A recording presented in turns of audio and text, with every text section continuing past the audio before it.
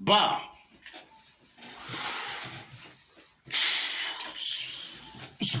bon les gars, salam alaikum à tous les musulmans et que Jésus-Christ soit avec vous pour tous les chrétiens.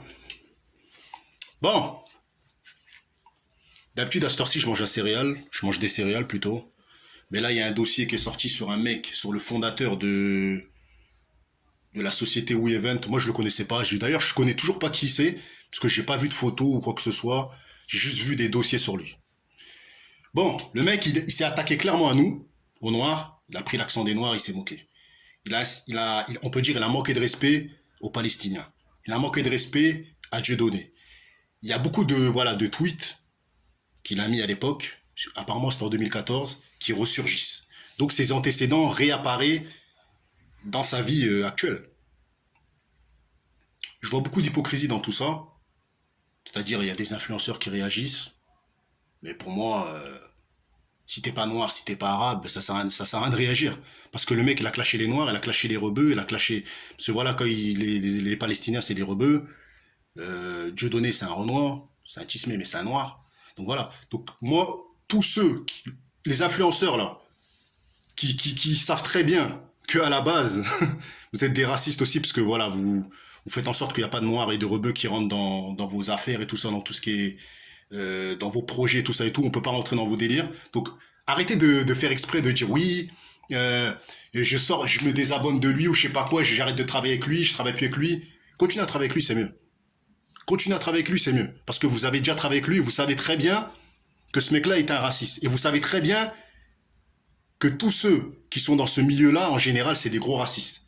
Ils coupent la parole aux rebeux et aux noirs et ils empêchent les rebeux et les renois de rentrer dans ce milieu-là. C'est-à-dire s'ils veulent faire, je sais pas, une télé-réalité, admettons. Nous on s'en fout, on veut pas en faire. Mais il y a des renois, des rebeux un peu fragiles qui veulent tenter les télé-réalités. Ils ont droit, des renois fragiles, des rebeux fragiles qui veulent tenter ces trucs-là, qui veulent s'afficher, tout ça. Mais eux, les gens qui sont à la tête du bordel, ils bloquent.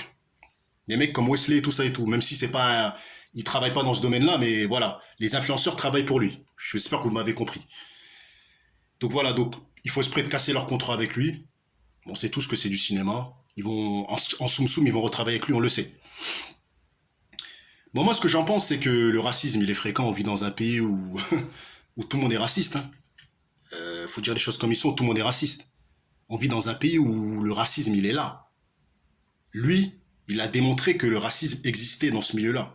Vous voyez ce que je veux dire ou quoi?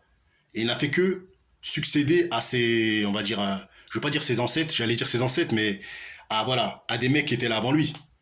Il a reproduit les mêmes erreurs qu'eux, sauf que eux ont parlé entre eux et les discussions sont restées internes. Ils ne sont pas ressortis sur le net. Mais par contre, les influenceurs et les fausses personnes de télé qui sont pas noires et qui sont pas arabes, arrêtez votre cinéma. Hein, nous, on n'a pas besoin de vous. On veut pas de votre pitché.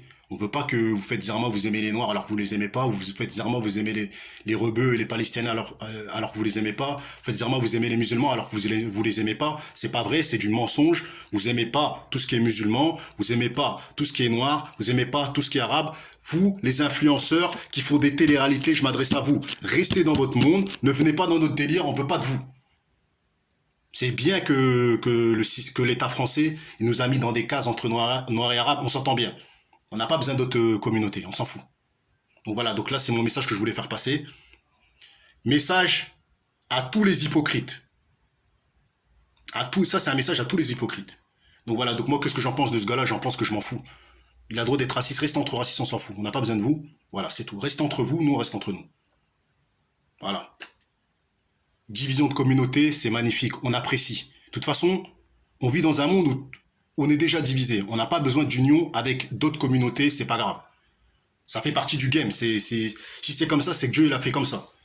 On n'a pas à essayer d'aller chercher de la pitié des blancs racistes ou des... Les blancs pas racistes des quartiers, on les aime bien. Mais tout ce qui est télé ou je sais pas quoi, on n'est pas dans votre monde, on s'en fout. Voilà, c'était une petite vidéo, mes chers frères et sœurs. Bah